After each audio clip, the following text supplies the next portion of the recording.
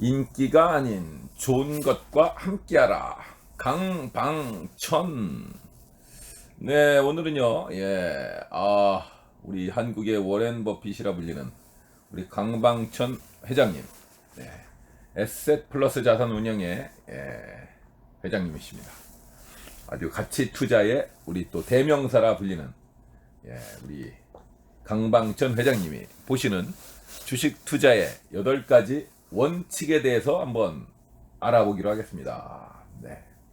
타이틀이요.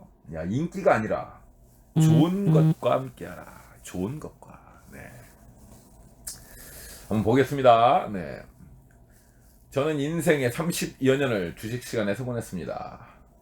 92년 자본시장의 자유화, 97년 IMF 외환위기, 2000년 닷컴 버블, 2008년 금융위기, 2020년 코로나19까지 시장을 뒤흔드는 위기에 언제나 저는 그 현장의 가운데 있었고 수차례 천국과 지옥으로 가며 산전수전을 겪었고 그 과정에서 말과 글에 오롯이 다 담을 수 없는 깊고 값진 배움도 얻었습니다.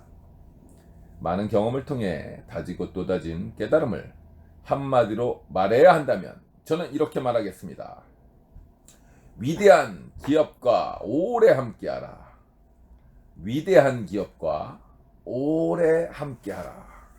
이것이 제가 생각하는 주식 투자의 가장 본질적인 명제입니다. 네, 제가 상당히 공감합니다. 위대한 기업. 네, 한국의 대표적인 삼성전자, 위대한 기업입니다. 진짜 미국의 애플, 대단하죠. 마이크로소프트 대단하죠. 이런 위대한 기업들과 오래 함께하라. 그게 주식 투자의 본질이다라고 얘기하고 있습니다. 많은 사람들이 주가만 바라보고 주가를 올릴 정보와 비법만 찾습니다. 그러나 우리는 가치를 바라보고 상식과 생각으로 투자해야 합니다. 세상의 좋은 기업들을 우리는 이미 다 알고 있습니다. 그 종목을 사지 않을 뿐이죠. 결국 나중에 주가가 오르고 나서야 그때 살 걸 하고 후회하곤 합니다. 우리는 먼저 관점을 바꿔야 합니다. 그 출발점은 멀리 있지 않습니다. 좋은 기업은 우리 삶 속에 있고 우리가 주목해야 할 것은 지갑이 열리는 곳에 있기 때문입니다. 저는 저만의 관점과 원칙을 만들어 지키며 치열한 주식시장에서 살아남을 수 있었습니다. 이 책에 제가 지금까지 고수한 투자 원칙을 8개로 압축해 정리했습니다. 여기에는 제가 지금까지 해왔던 투자의 경험과 방법들이 모두 들어있습니다. 저는 선택의 순간들을 만날 때마다 항상 상식의 문답 위에서 답을 찾았습니다. 함께할 기업이 세상의 변화를 이겨낼 강한 기업인가? 그리고 새로운 미래를 혁신적으로 만들어갈 위대한 기업인가? 라고 끊임없이 묻고 답했죠. 비록 그 답이 당장은 즐겁지 않고 고통을 주더라도 인내했습니다. 그게 맞는 답이라는 확신이 있었기 때문입니다. 저희는 인기 있는 펀드가 되려고 욕심내기보다는 손자에게 물려줄 100년 펀드를 꿈꿉니다. 저랑 이제 생각이 같죠. 100년 회사를 꿈꾸고 있습니다. 인기 있는 기업에 투자하기보다는 세상의 위대한 기업과 동반자가 되기를 고집하며 올바른 길을 가고 싶습니다. 이것이 바로 저와 에셋플러스의 투자 원칙입니다. 인기 있는 것이 아니라 좋은 것과 함께 하세요. 인기는 시간이 가면 사그라들지만 좋은 것은 시간이 갈수록 가치를 더합니다. 가치를 더하는 좋은 비즈니스 모델을 찾으세요. 그게 우리가 가야 할 목적지입니다. 저는 다음에 4가지 질서 속에서 투자한다면 성공이 담보되는 투자가 될 수 있다고 생각합니다.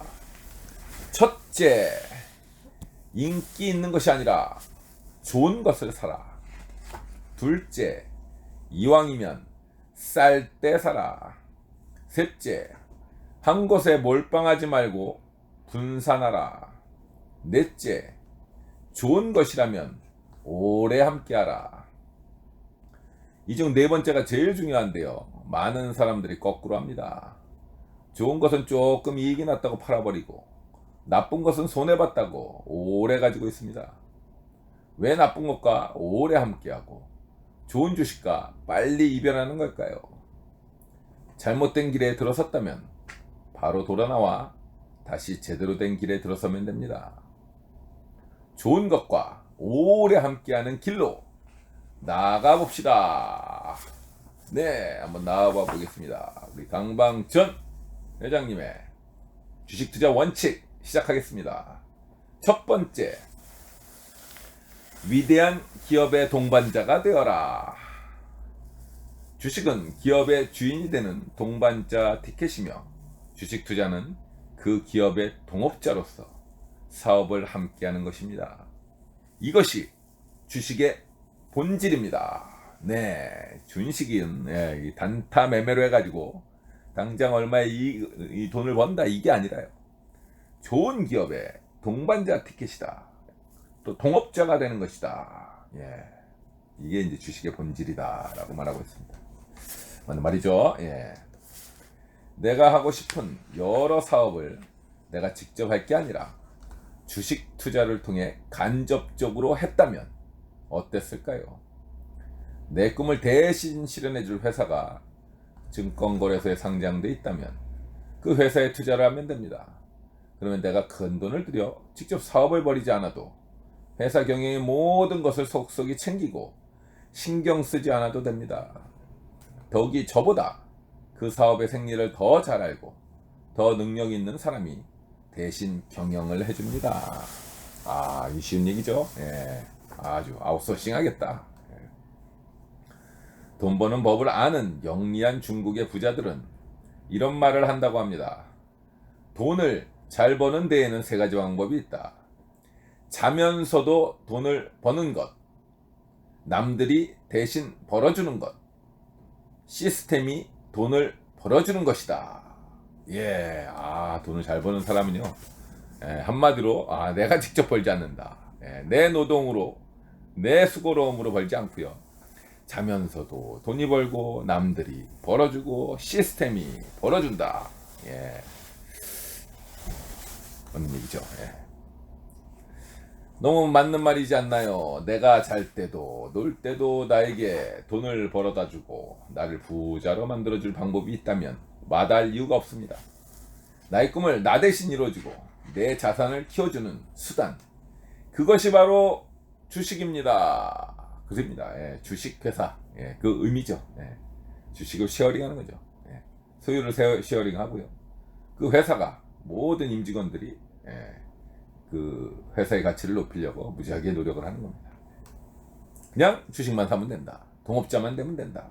주주만 되면 된다. 예, 그런 얘기가 되겠습니다. 소비를 하려면 소득이 필요하고 소득에는 여러 종류가 있습니다.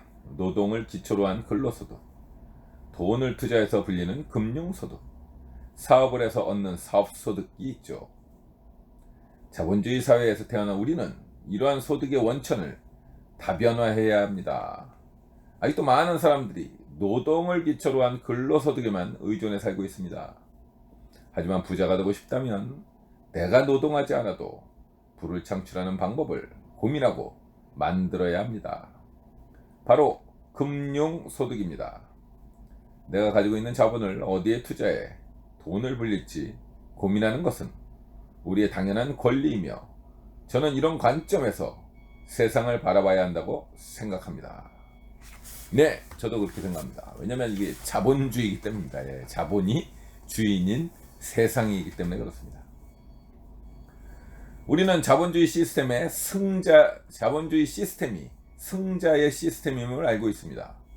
이러한 자본주의 시스템을 이끌고 진보를 일궈내는 그 시대의 위대한 기업입니다. 예, 그런 진보를 이끄는 게 위대한 기업이다. 위대한 기업은 늘 바뀌지만 위대한 기업은 늘 존재합니다. 그 위대한 기업의 주인이 되어 부자가 되는 건 우리의 권리이자 의무이기도 합니다.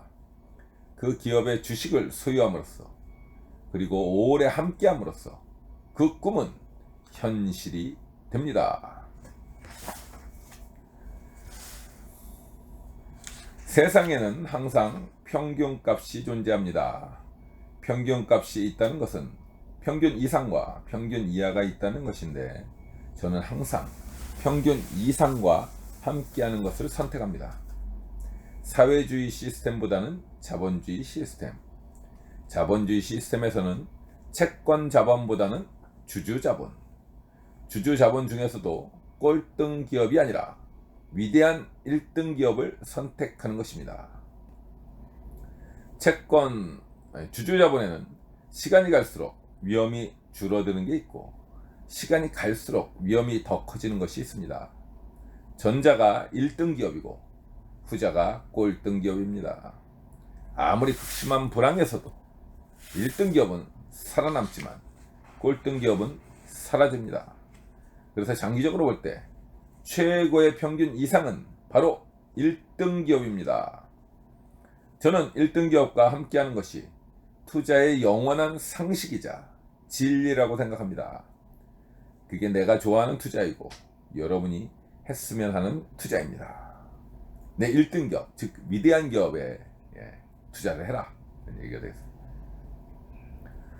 주식 투자는 시간이 갈수록 더 부자가 되는 1등 기업에 주주로 참여해 그 결실을 함께 나누는 동반자 티켓을 사는 것입니다. 위대한 기업의 동반자가 되어 사업을 함께하는 것, 이것이 주식의 본질입니다. 네, 계속 강조하고 있죠. 네, 위대한 기업의 동반자가 되라. 그래서 그 이익을 쉐어링해라. 그런 얘기가 되겠습니다. 제가 한국이동통신, 삼성전자, 카카오의 주식을 산 이유도 결국 하나로 통합니다. 이런 사업을 하면 얼마나 좋을까라는 생각이 절로 드는 기업. 내 꿈을 대신 실현시켜주는 기업. 나에게 없던 꿈을 새롭게 꾸게 해주는 기업이라는 점입니다. 시대의 질서를 꿰차고 있는 이런 위대한 기업들과 동업할 수 있다면 굉장히 행복한 일입니다. 아마 앞으로도 저는 또 다른 위대한 동업자들을 계속 만나게 될 것입니다. 앞서 말했듯이 위대한 기업은 늘 존재하고 늘 바뀌기 때문입니다. 그래서 투자가 재미있는 것입니다.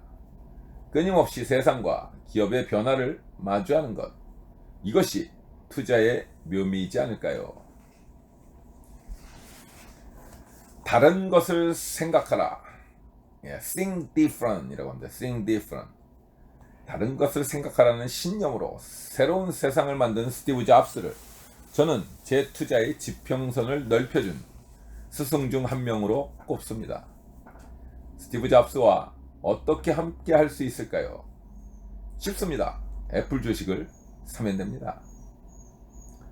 앞으로 수소에너지가 엄청난 변화를 이끌어갈 것 같다면 어떻게 해야 할까요?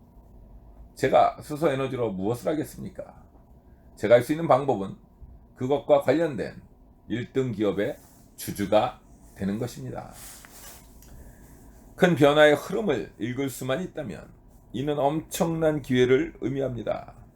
그러나 이처럼 훌륭한 본질을 지닌 주식을 두고 많은 투자자가 고통스러워합니다. 왜 그럴까요?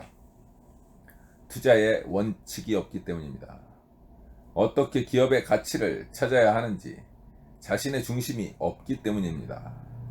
이제부터 어떻게 중심을 잡고 가치를 찾는 투자의 길을 갈 수 있는지 하나씩 짚어보기로 합시다. 네, 두 번째입니다. 네, 두 번째 원칙. 기업의 가치에 투자해라. 기업의 가치에 투자하라. 오직 기업의 가치로만 투자를 결정해야 합니다. 이것이 바로 투자의 힘이 나오는 원천입니다. 가치 투자란 기업의 가치에 믿음을 둔 투자 전략으로 주가가 기업의 가치보다 싼 주식에 투자하여 수익을 내는 것을 말합니다. 네, 쉽죠? 현재 주가가 기업의 가치보다 싼 그런 주식. 당연히 기업의 가치는, 기업의 주가는 올라간다. 그 가치에 맞춰서 올라간다. 라는 믿음으로 투자를 하는 것이죠. 주가는 시장에서 정해지는 값으로 누구나 실시간으로 확인할 수 있습니다. 그러나 기업의 가치는 쉽게 보이지 않습니다. 그래서 대다수 투자자의 마음은 갈대처럼 흔들립니다. 그래서 자신이 투자한 주식이 오르지 않고 남들이 사는 주식이 오르면 쉽게 그걸로 갈아타 버립니다. 가치 투자는 가치가 투자를 결정한다는 철학을 갖고 그 철학에 따라 선택한 자신의 방법론을 믿고 나아가는 일관성입니다. 투자의 힘은 바로 여기에서 발휘됩니다. 저는 펀드 매니저 경험도 있고 개인 투자자로서도 살아봤습니다. 여러 사업도 벌여봤고 나무도 심어봤고 농사도 해봤습니다. 이러한 다양한 경험을 통해 결국 모든 것은 가치로 통한다는 교훈을 얻을 수 있었습니다. 주가도 마찬가지입니다. 기업의 가치가 높아지면 주가는 오르고 기업의 가치가 떨어지면 주가는 떨어집니다. 결국 주가를 결정하고 지탱해 주는 것이 가치이며 가치만이 가격을 바꿀 힘이 있습니다. 그래서 우리는 가치를 봐야 합니다. 가치 있는 주식을 찾는 방법은 그 주식을 담고 있는 산업에 있습니다. 이 산업이 계속될 수 있을까? 라는 질문을 스스로 끊임없이 던지고 대답하는 자세가 필요합니다. 진보적인 의심을 통해 답을 구한다면 우리는 가치 있는 주식을 찾을 수 있습니다.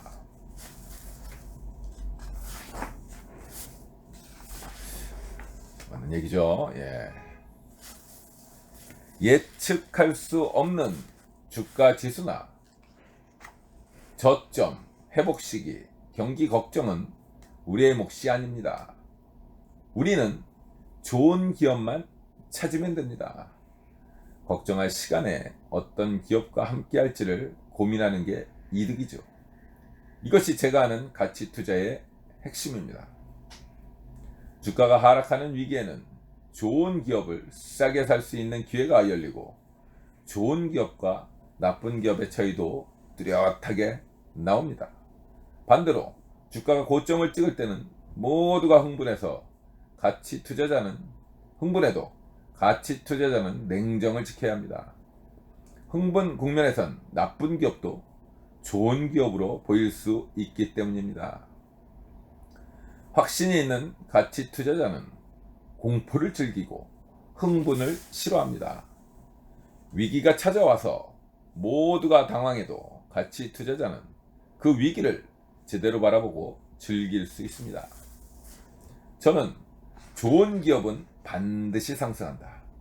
좋은 기업은 반드시 상승한다는 확신이 있었기 때문에 불안과 공포 속에서도 계속 증권주를 샀습니다.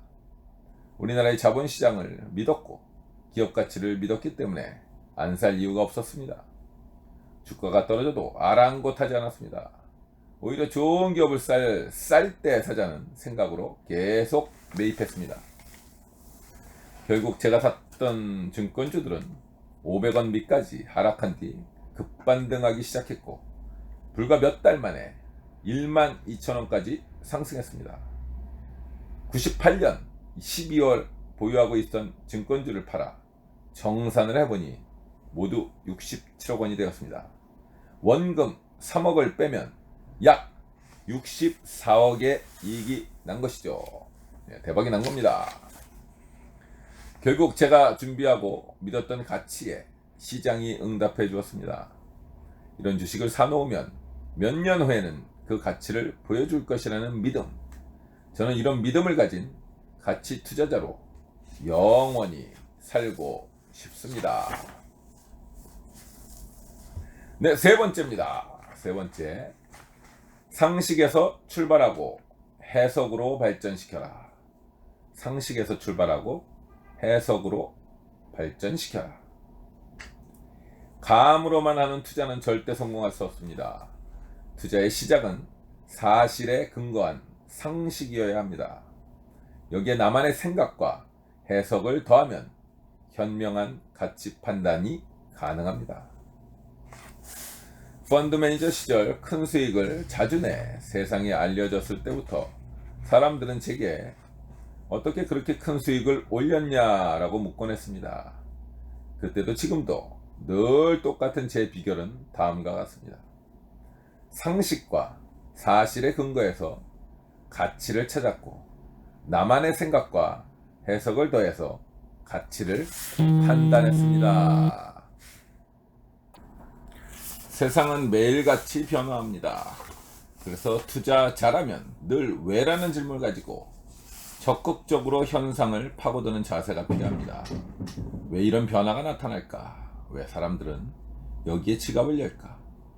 이건 결국 어떻게 될까? 이렇게 꼬리에 꼬리를 무는 생각으로 사고의 틀을 확장하다 보면 남들이 미처 발견하지 못한 가치를 발견할 수 있습니다.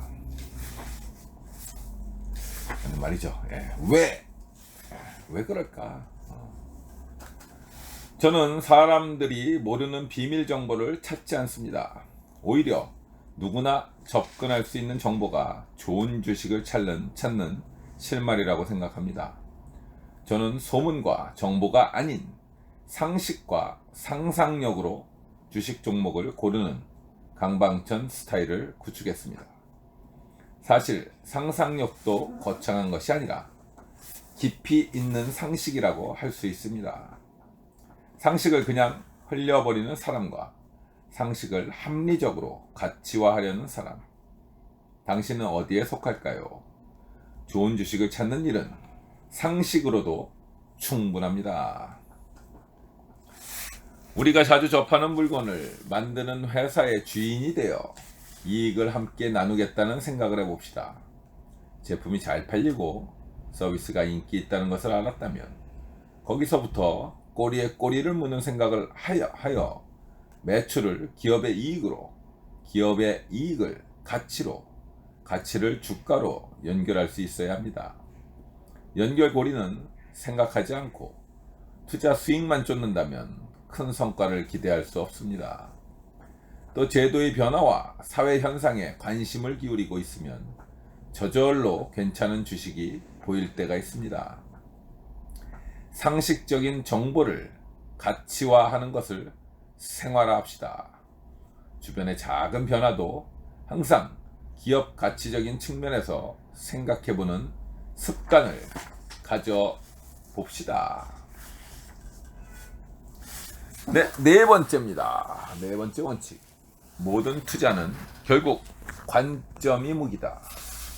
모든 투자는 결국 관점이 무기다. 관점이 중요하다. 주식은 어떤 관점으로 바라보느냐에 따라 투기와 투자로 갈라집니다. 여러분에게 주식은 돈이 적힌 종이인가요?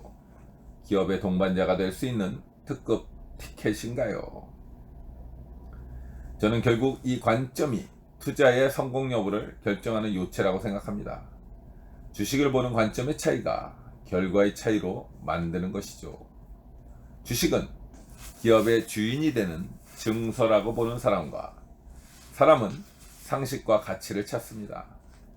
전자는 주가를 보고 후자는 삶을 관찰합니다. 전자는 인기 있는 것을 쫓느라 바쁘고 후자는 좋은 것을 찾으려 노력합니다. 우리는 전자가 되지 말고 후자가 되어야 합니다. 비법과 정보가 아니라 상식과 가치를 찾는 사람이 되어야 하는 것입니다. 가격보다는 가치를 보고 답이 아니라 과정에 의미를 두고 투기가 아니라 투자를 해야 합니다. 그러면 반드시 성공할 수 있다고 저는 확신하고 있습니다. 실제도 제가 그렇게 했고 성공했기 때문입니다. 주식을 주인이 되는 증서로 보는 관점에서 접근한 저는 주가가 아닌 시가총액에 주목했습니다. 이거 굉장히 중요한 관점입니다. 시가총액. 그 주가가 아니라 시가총액입니다. 이 회사의 시가총액. 아마도 국내에서 시가총액에 근거한 투자를 처음으로 시작한 사람도 저일 것입니다. 시가총액, 즉 회사의 가치를 본 거죠. 회사의 전체 가치. 우량한 기업임에도 시가총액이 이렇게 작다는 것은 앞으로 성장 가능성이 무궁무진하다 해석할 수 있습니다. 아, 우량 기업들이 이렇게 저평가되어 있구나. 이것을 깨닫고 나니 이후 주식을 고르는 게 쉬웠습니다.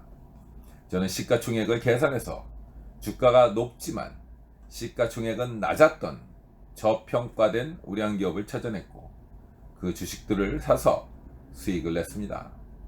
시가총액이라는 나만의 측정 도구가 큰 힘을 발휘한 것입니다. 옛날이나 지금이나 사람들은 가격이 싼 주식만 찾습니다. 좋은 주식을 살 때 사는 건 물론 좋지만 가격이 싸다는 이유로 주식을 사는 것은 합당치 않습니다. 우리는 개별 주가가 아니라 시가총액을 봐야 합니다. 무조건 싼 주식이 아니라 시가총액을 통해 저평가된 주식인지 고평가된 주식인지를 따져봐야 합니다. 누가 뭐라 말해도 나는 내가 사고 싶은 주식을 살게 라고 당당하게 말할 수 있게 됩니다. 주식시장은 복잡계입니다. 정치, 경제, 사회, 문화 등 모든 게 다 복합적으로 연결된 가운데 가치가 생성되고 그 속에서 가격이 결정됩니다. 그 복잡함 속에 휩쓸려 가지 않으려면 자신만의 관점이 있어야 합니다. 내가 누구인지 명확히 알아야 한다는 뜻입니다. 저는 보통주보다 우선주를 좋아합니다. 네, 우선주 나왔습니다. 우선주. 예, 보통주와 우선주가 있죠. 주식에는. 투자를 하려는 회사가 보통주와 우선주를 둘 다 발행하고 우선주 가격이 보통주보다 싸다면 망설이지 않고 우선주를 선택합니다. 주식을 사는 것은 그 회사의 주인이 되는 길입니다. 그리고 주인으로서 그 몫을 가져가는 방법으로 배당과 청산, 자사주 매입이 있습니다. 배당과 청산은 기업이 얻은 이익을 직접 현금으로 받는 것이고 자사주 매입은 거래되는 주식수가 줄어들어 실질적으로 보유하고 있는 주식의 가치가 상승하는 경우를 말합니다. 이때 우선주와 보통주의 셈법이 다릅니다. 우선주는 보통주보다 통상적으로 액면가의 1%만큼 배당을 더 받습니다. 청산하는 경우도 우선주는 보통주보다 우선해서 청산소득을 받을 수 있습니다. 그러니 가치로 따지면 우선주가 유리할 수밖에 없습니다. 여러가지 이점이 우선주에 있음에도 주가는 우선주보다 보통주가 더 비쌉니다. 보통주만 갖고 있는 의결권 때문입니다. 네, 보통주는 의결권을 가지고 있죠. 우선주는 의결권이 없습니다. 이를 의결권 프리미엄이라고 합니다. 네, 그 차이가 있을 뿐입니다. 네. 최근에는 주식시장에서 높은 배당 성향과 자사주 매입 증가와 같은 주주 자본을 환원하려는 정책들이 자주 목격됩니다. 저는 이런 환경이 변화해서 우선주의 투자 매력도는 더 높아질 것으로 기대합니다. 주식은 정말 좋은 투자 수단이지만 직접 투자를 하기 어려운 사람들도 당연히 있습니다. 그런 사람들은 펀드에 투자하는 것이 지혜로운 방법이 될 수 있습니다. 그리고 펀드는 여러모로 장점이 많습니다. 펀드의 장점을 소개합니다. 첫째, 소액으로도 투자가 가능하다. 사모펀드의 경우 일반 투자자의 가입 금액은 최소 3억 원 이상이지만 공모펀드는 일반 펀드입니다. 자녀의 용돈 수준으로도 할 수 있습니다. 펀드의 종류에 따라 소액 투자가 얼마든지 가능합니다. 둘째, 위대한 기업을 고루 살 수 있다. 고루 살 수 있다. 아마존은 1주당 가격이 300만 원을 넘습니다. 그보다 싼 주식을 산다고 해도 위대한 기업을 골고루 사려면 큰 돈이 필요하죠.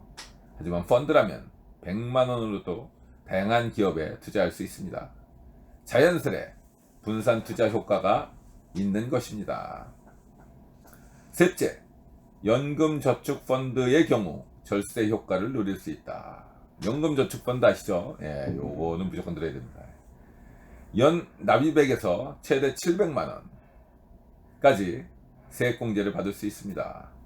또 연금저축펀드는 이자 및 배당, 자본소득이 생기면 바로 세금을 내야 하는 일반 펀드와 달리 연금 수령 때까지 세금을 내지 않고 재투자되는 과세이연의 장점이 있습니다. 네, 굉장히 큰 장점이죠. 그래서 일반 그 셀러리맨은 연금저축펀드 이거 반드시 들어야 됩니다. 그럼 좋은 펀드에 투자하려면 어떤 관점을 가져야 할까요?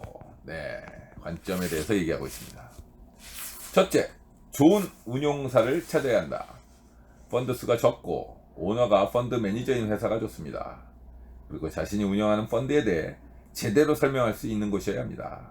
네, 이거 굉장히 중요한 것 같습니다. 좋은 운용사를 찾는 것. 둘째, 펀드도 쌀 때 투자하는 것이 가장 좋다.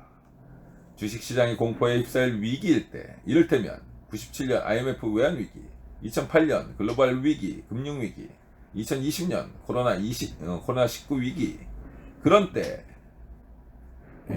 매입하는 게 좋다.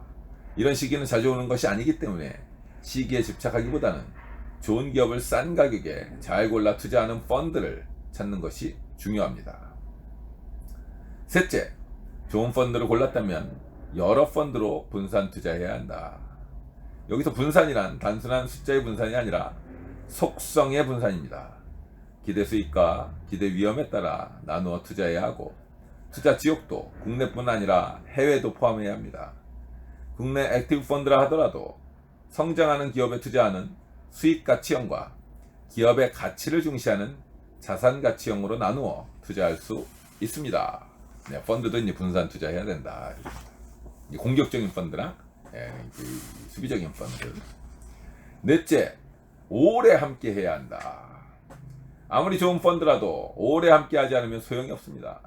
좋은 기업과 좋은 펀드에 투자했다면 반드시 오래 함께 해야 합니다.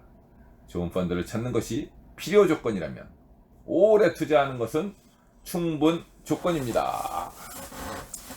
네, 맞는 말이죠. 예. 네, 5교시 되겠습니다. 5교시. 네, 5번째 원칙입니다. 삶과 소비를 파고들어라. 삶과 소비를 파고들어라. 사람들의 지갑이 열리는 곳이 어딘지 찾아봅시다. 의외로 성공 투자의 해답은 가까운 곳에 있습니다. 저는 무엇이 내 지갑을 열게 했고 다른 사람의 지갑을 열게 하는지 주목합니다. 저는 외국 출장을 가든 어디를 가든 항상 편의점이나 백화점, 대형 할인점부터 먼저 가곤 합니다. 사람들의 지갑이 열리는 곳에 가치가 있기 때문입니다. 주가는 기업의 가치를 결정합니다. 기업의 가치는 그 기업의 이익에서 나오고, 기업의 이익은 그 기업의 매출에서 나옵니다. 그럼 기업의 매출은 어디에서 비롯될까요? 매출의 근간은 결국 소비입니다. 한국 통신회사들이 통신비 매출액은 한국 사람들의 통신비 지출 총액과 같습니다. 한국에서만 판매하는 과자라면 그 매출액은 한국에서 과자를 먹는 사람들이 소비 총액과 같습니다. 매출과 소비의 항등식이 성립되는 것이죠. 그럼 소비는 어디에서 나올까요? 바로 소비자의 지갑입니다. 제가 지갑에 주목하는 이유입니다. 가치의 끝단에 지갑이 있기 때문이죠.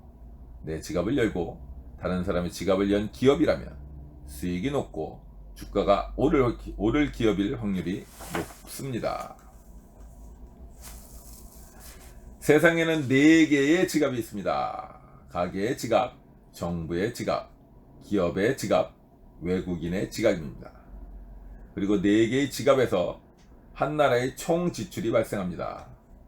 가게의 지갑에서 나오는 지출을 소비이고, 기업의 지갑에서 나오는 지출이 투자입니다. 정부가 가지고 있는 지갑의 지출은 재정 지출이고, 외국인의 지갑에서 비롯되는 지출이 수출입니다. 저는 이 중에서 가장 가계의 지갑인 소비를 주목합니다. 가장 쉽게 예측할 수 있으면서 실질적인 투자로 연결시킬 수 있기 때문입니다. 따라서 제가 강조하는 지갑을 주목하라는 말은 소비자의 지갑을 보라는 얘기입니다. 즉, 주식을 너무 어렵게 생각하지 말고 즐거운 마음으로, 가벼운 마음으로 주변에서 가치를 찾아봅시다. 예전에 쓰지 않았던 것인데 최근 들어 갑자기 쓰게 된 것에는 무엇이 있는지 한번 생각해 봅시다. 요즘에는 사람들 사이에 어떤 제품, 어떤 브랜드, 어떤 서비스가 인기일까? 이런 생각을 해보며 소비자들의 지갑에서 어떤 새로운 지출 항목이 추가되는지 찾은 후 그 해당 사업을 주목해서 살펴봅니다. 아무리 불황이라도 소비자의 지갑을 열고 수익을 내는 기업은 늘 존재합니다. 그러한 기업을 발견하고 투자하는 것이 진정한 투자자의 자세입니다. 소비자의 지갑을 열게 하는 기업을 찾아보세요. 전설적인 펀드 매니저 피터 린치라고 있습니다. 피터 린치는 직장인들이 줄을 서서 도너츠를 먹는 것을 보고 던킨 도너츠 주식을 샀고, 부인이 레거스라는 이름의 스타킹을 좋아하는 것을 보고 레거스를 만드는 헤인스 기업에 투자했습니다. 워렌 버핏은 질레트 면도기를 쓰다가 질레트 주식을 샀고, 잘 팔리는 물건이 무엇인지 알아내기 위해 쓰레기통까지 뒤져봤다고 합니다. 많은 사람들이 어떤 주식을 사야 할까요?의 답을 얻기 위해 부단히 노력합니다. 투자 전문가를 찾아 질문하기도 하고, 인터넷에서 많은 사람들이 언급하는 주식을 맹목적으로 사기도 합니다. 하지만 이제는 다른 이에게 묻지 말고 다음에 3가지 질문을 스스로에게 던져봅시다. 첫째, 나는 이 상품을 쓰고 있는가? 이 상품이 내게 얼마나 효용을 주고 있는가? 둘째, 다른 사람도 여기에 지갑을 열고 쓰고 있는가? 셋째, 앞으로도 사람들이 이 상품을 계속 쓸 것인가? 이 질문의 답이 모두 네라면 그 상품을 만드는 회사를 유심히 살펴봅니다. 투자는 거창한 것이 아닙니다. 나에게 좋고 다른 사람에게도 좋은 상품을 만드는 곳이라면 충분히 투자 가치가 있는 기업이라고 판단할 수 있습니다. 삶이 무너지지 않는다면 좋은 주식은 얼마든지 찾을 수 있습니다. 2020년 코로나19 위기도 주가가 요동쳤을 때도 저는 사람들에게 흔들리지 말고 삶을 주목하라 라고 여러 방송에서 얘기했습니다. 주가가 무너진 것은 코로나19 때문이었지 삶이 무너진 것이 아니기 때문입니다. 물론 코로나19로 소비자의 지갑이 닫힌 부분도 있지만 대신 국가의 지갑이 열렸지요. 삶이 멈추면 주식 시장을 떠나야 합니다. 하지만 삶이 여전히 존재한다면 삶의 파트너, 즉 제품과 서비스도 존재합니다. 제품과 서비스가 존재한다면 그 제품과 서비스를 만드는 기업도 반드시 존재합니다. 어떠한 위기 속에서도 삶은 존재하겠지만 방식은 바뀔 수 있습니다. 코로나19 위기로 삶의 방식이 컨택에서 언택트로 바뀐 것처럼 말입니다. 소비자가 원하는 바는 계속 변하고 여기서 투자의 기회가 생깁니다. 맞는 말이죠. 항상 변하지 않을래야 않을 수가 없습니다. 좋은 투자 종목은 책상 위에 있지 않습니다. 밖으로 나가서 많은 사람을 만나고 이 사람들이 어디에 돈을 쓰는지 찾아보세요. 소비자의 지갑은 가치의 끝단에 있습니다. 네, 지갑을 잘 살펴보라 라는 얘기 되겠습니다. 네, 이제 6번째입니다. 6번째, 기업의 가치는 움직이는 것이다. 기업의 가치는 움직이는 것이다. 기업의 가치는 끊임없이 변화합니다. 그렇다면 변화하는 기업의 가치를 어떻게 측정할 수 있을까요? 네. 기업이나 산업도 생물처럼 끊임없이 변합니다. 이것이 기본적 이해를 바탕으로 풍부한 상상력을 더해 기업의 가치를 판단해야 하는 이유입니다. 저는 기업이나 산업이 앞으로 어느 방향으로 움직여갈지, 어떤 모습으로 변화할지를 늘 상상합니다. 재무제표가 알려주는 정태적 가치 위에 성장성과 무형의 가치에 주목하는 동태적 가치를 더해 생각하는 것이죠. 투자자는 멈춰있는 가치를 움직이는 가치로 볼 줄 알아야 합니다. 상상력을 바탕으로 가치가 어떻게 움직일지 고민하는 자세가 필요합니다. 네, 움직인다. 저는 미래 환경 변화에 능동적으로 대처하는 기업에 주목합니다. 소비자의 기호, 새로운 기술, 제도 변화 등 변화하는 미래의 기업 환경을 이끌고 여기에 적응하는 기업의 가치는 사라지지 않을 것이기 때문입니다. 그렇죠. PER, 좀 이제 주식 전문 용어가 나왔습니다. PER입니다. 예. Price Earning Ratio라고 합니다. PER은 특정 기업의 주가를 EPS, 즉 주당 순이익으로 나눈 값으로 기업이 주식 한 주당 얼마만큼의 이익을 내고 있는지를 나타내는 지표입니다. 즉 PER이 5라면 현재 주가가 주당 순이익의 5배로 거래되고 있다는 뜻입니다. 높은 이익을 내는 기업인데 주가가 낮으면 PER이 낮습니다. 이런 경우 기업 가치에 비해 주가가 저평가되었다고 합니다. 이처럼 PER은 투자의 매력을 결정하는 나침반 역할을 합니다. 일반적으로 PER이 낮을수록 투자 가치가 있다고 봅니다. PER이 낮을수록 가치에 비해 저평가 받고 있다고 판단해 투자 수익률이 높고 원금 회수가 빠르다고 봅니다. 기업의 재무제표를 들여다보면 현미경적 시각으로 기업의 지속 가능성을 샅샅이 살펴보고 치밀하게 따져봐야 합니다. 그리고 망원경적 시각으로 그 기업이 속한 산업이 어떤 곳으로 향할지, 미래의 수요와 경쟁 구도는 어떻게 될지 멀리 봐야 합니다. 현미경과 망원경의 시각 정리했습니다. 현미경은 내부의 어떤 재무제표, 망원경은 어떤 산업의 어떤 변화. 모든 사업은 정도의 차이는 있지만 항상 호황과 불황을 반복합니다.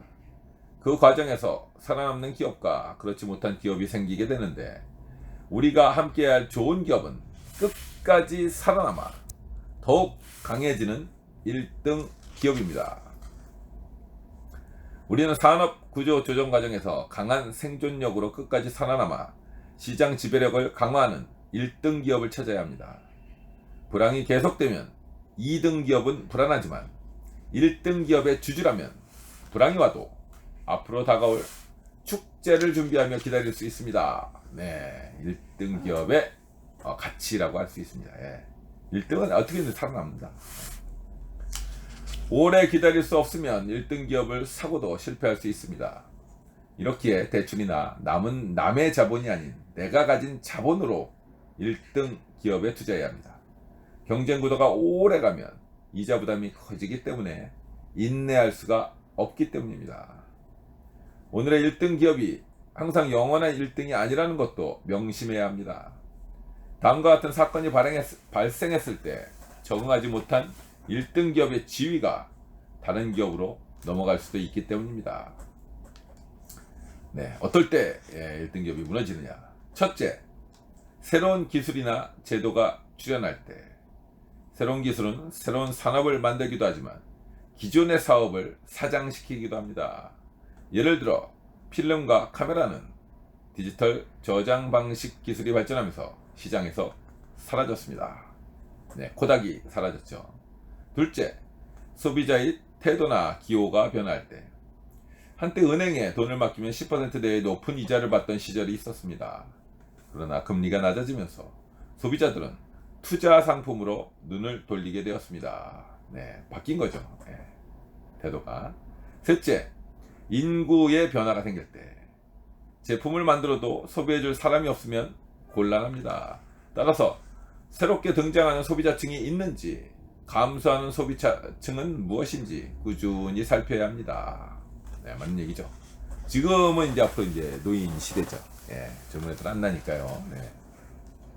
그래서 이제 실버 그쪽 산업을 살펴야 된다. 넷째, M&A가 있을 때 기업 합병을 통해 산업의 선두 기업이 바뀌는 경우도 있습니다. 한때 신일본 제철과 포스코가 철강 산업의 선두 기업일 때 인도의 미탈 스틸이 M&A를 통해 1등에 오른 적이 있었습니다. 이렇듯 1등 기업을 샀다고 그대로 안주하지 말고 끊임없이 새로운 변화나 사건이 없는지 주변 환경을 살펴봐야 합니다. 네. 1등 기업이라고 이렇게 안주하면 안 된다. 그것도 잘 살펴봐야 된다라는 얘기가 되겠습니다. 경쟁을 즐기는 기업도 있다. 경쟁. 경쟁자가 많아지는 것이 항상 나쁜 것만은 아닙니다. 오히려 경쟁으로 유리해지거나 경쟁을 즐기는 기업도 있습니다. 어떤 기업이냐면요. 첫째, 소비의 최상단에 있는 기업들. 샤넬이나 LVMH, 즉 루이비통, 벤츠 등 이른바 최고의 브랜드 파워를 가진 명품 기업들이 여기에 속합니다. 네. 소비 최상단에 있는 회사들은 자신의 브랜드가 아니어도 해당 업종의 소비자가 유입되는 것 자체를 좋아합니다. 결국 소비자가 제품을 경험했을 때 찾게 되는 것은 해당 업종의 1등 제품이라는 것을 알기 때문입니다. 네, 명품 시장이 커지면 커질수록 최고의 명품 메이커들은 기뻐합니다. 둘째, 경쟁에서 수혜를 보는 기업들.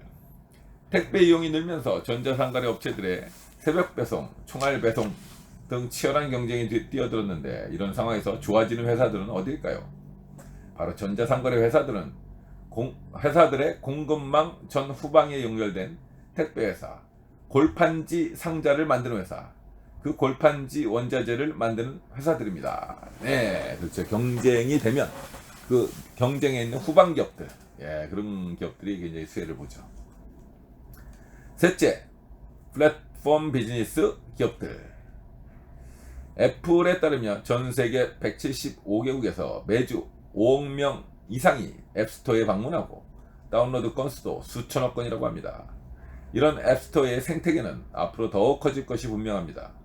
어디까지 확장될지 가늠하기 어려울 정도죠. 금융, 엔터테인먼트, 전자상거래, 여행, 헬스케어 등 온갖 종류의 앱이 애플이 만들어 놓은 앱스토어의 생태계 안에서 경쟁하고 있습니다. 그리고 이 치열한 경쟁의 수혜자는 당연히 애플이겠죠. 네, 이 플랫폼 기업의 힘입니다. 넷째, 기술을 독점해서 전방 산업의 경쟁을 즐기는 기업들.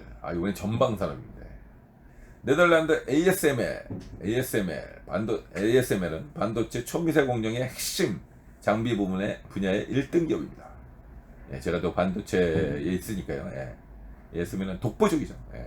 여기밖에 못 만듭니다. 가장 핵심 장비를요. 노광 설비인데요. 누구도 따라할 수 없는 독점적 기술력을 보유하고 있는 기업이죠. 반도체 회사의 생사를 가르는 것은 바로 이런 초미세 공정 기술인데 이 격차를 벌리고 따라잡느냐가 관건입니다. 삼성전자와 TSMC 사이의 치열한 반도체 파운드리 경쟁에서 즐거운 건 바로 ASML이죠. 두 회사 다 ASML 장비를 공급받기 위해 줄을 선 상황입니다. 네, 맞죠? 서로 가져가려고 난립니다. 즐거운 비명을 지르고 있습니다. 중요한 것은 어떤 현상이 있을 때 그 현상 이면에 숨어있는 가치를 발견하는 것입니다. 누구에게는 좋은 경쟁이 될 수도 있고 누구에게는 최악의 경쟁이 될 수도 있습니다.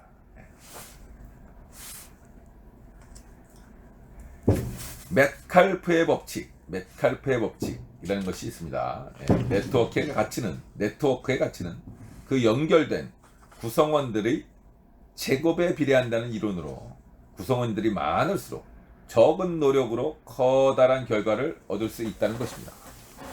구성원들의 제곱에 비례한다. 그 성과는.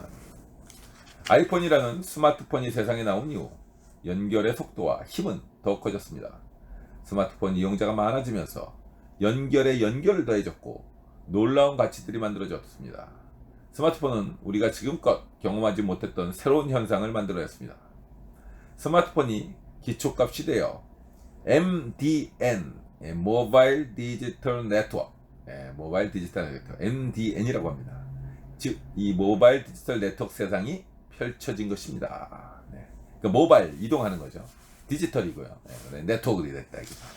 이동하는 큰 디지털 네트워크가 만들어졌다라는 얘기를 해요. 새로운 세상을 판단할 수 있는 제4의 생산 요소 MDN입니다. 좀 아까 얘기한 모바일 디지털 네트워크. 이 MDN을 토지, 노동, 자본이라는 기존의 생산 3대 요소에 이은 제4의 생산 요소로 명명했습니다.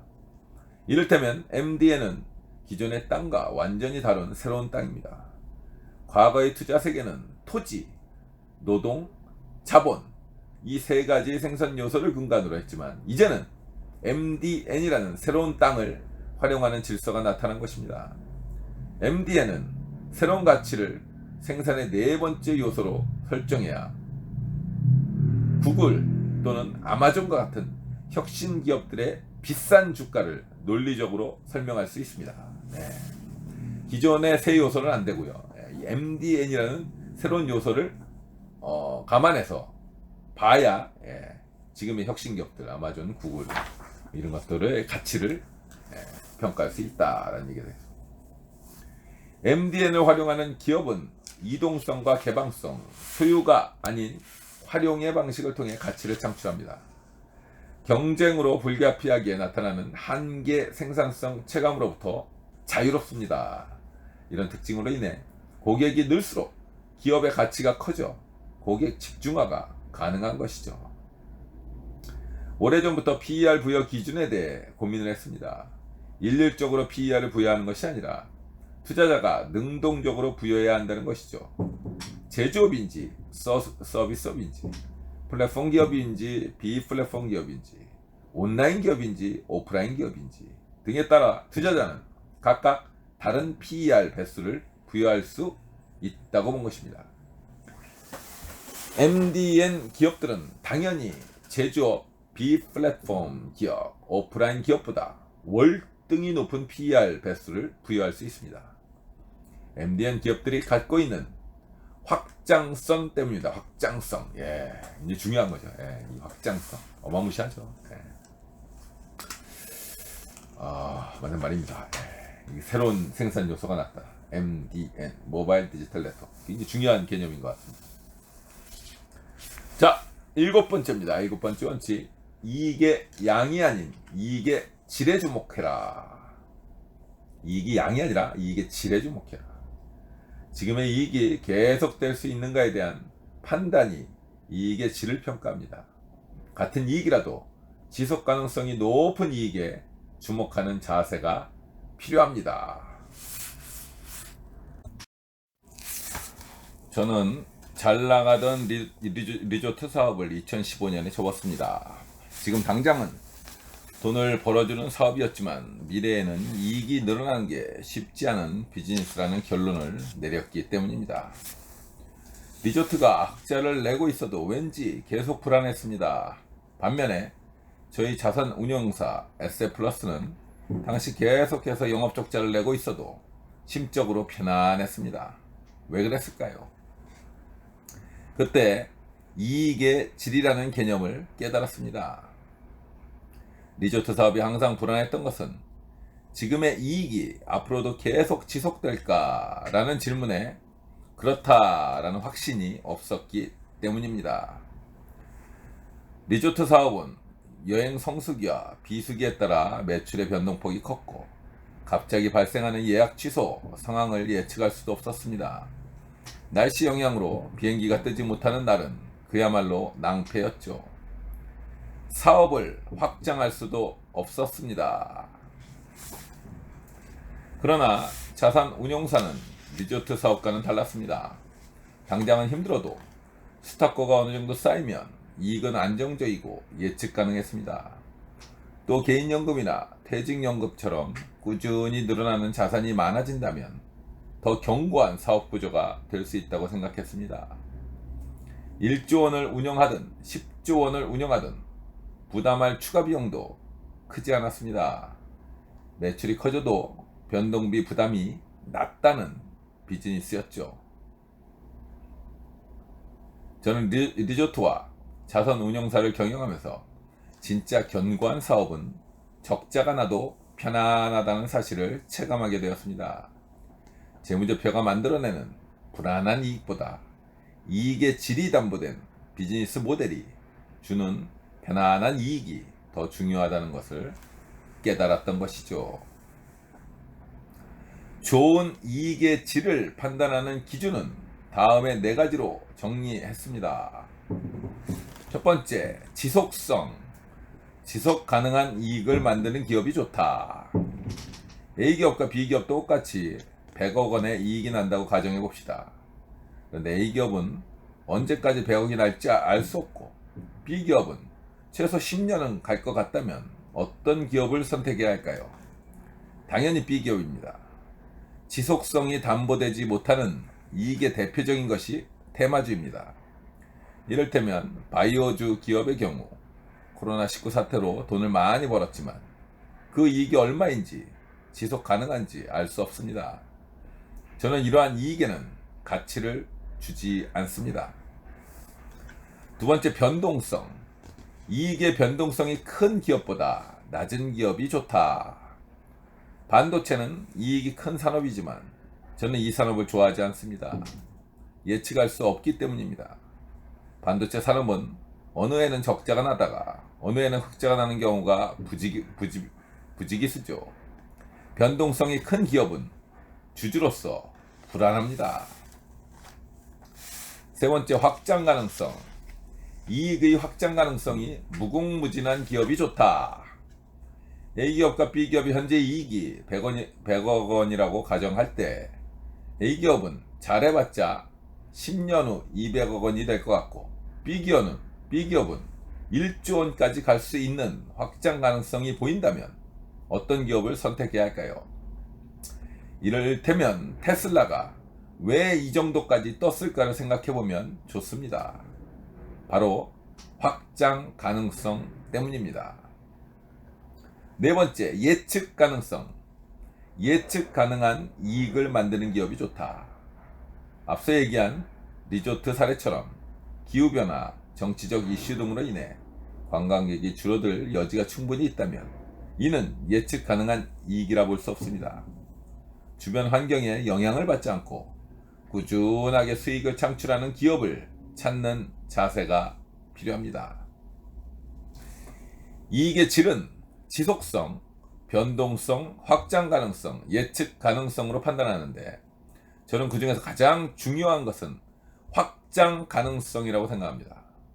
이론적으로 지속 가능하고 비변동적이고 예측 가능하다는 3가지 요소만 있다면 가장 좋은 투자 자산은 미국의 30년 만기 국채겠지요.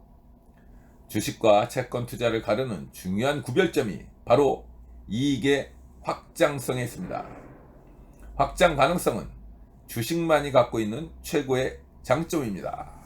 네, 저도 그렇게 생각합니다. 그래서 이런 플랫폼 기업들, 기업들의 어떤 그런 주가가 굉장히 높은 이유이기도 하죠. 굉장히 확장 가능성이 높기 때문이죠. 이익의 4가지 속성 값을 잣대로 놓고 비교해보면 비로소 저는 어떤 비즈니스가 좋고 어떤 비즈니스가 나쁜지 확연히 분별할 수 있습니다.